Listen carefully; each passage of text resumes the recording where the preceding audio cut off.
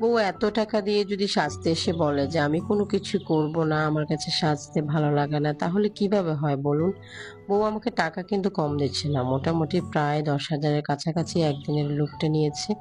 কিন্তু আপুর একটা প্রবলেম হচ্ছে, আপুর ব্রো প্লাগ করতে গেলে প্রবলেম, আপুর আপার লিপ করতে গেলে প্রবলেম। আপু আসলে কোনো কিছুই তেমন একটা পছন্দ করে না।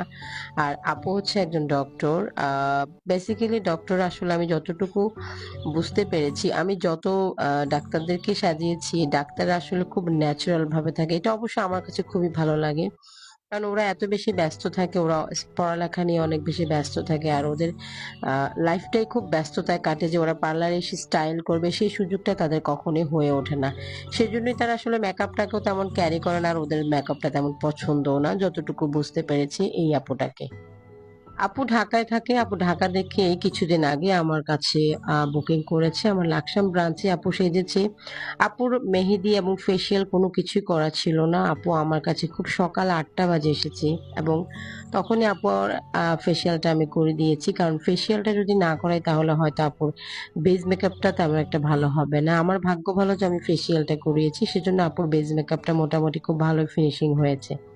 যাই হোক, এখন আমাদের বেজ মেকআপটা স্টার্ট হয়ে গেছে। এখন আমি আই লুক শেষ করে আমি লিপটা ধরেছি। আর মেইন কথা হচ্ছে যে আপু এত নরমাল সাজ পছন্দ করে, মানে কি বলবো, আপুর কথা হচ্ছে আমি যেটাই করতে যাই সেটাতে আপু নরমাল, আপু কোনো কিছু যাতে দেখা না যায়।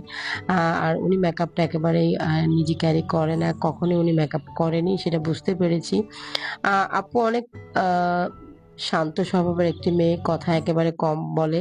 কিন্তু আমার কাছে খুবই ভালো লেগেছে পার্সোনালি। আর আপুর কাজিন আসছে একজন, উনিও টেক্সটাইল ইঞ্জিনিয়ার। আমার কাছে দুজনকে খুবই ভালো লেগেছে, ওরা খুব মিশুক ছিল, এবং কি বিশেষ করে আমার আজকের ব্রাইড অনেক বেশি শান্ত।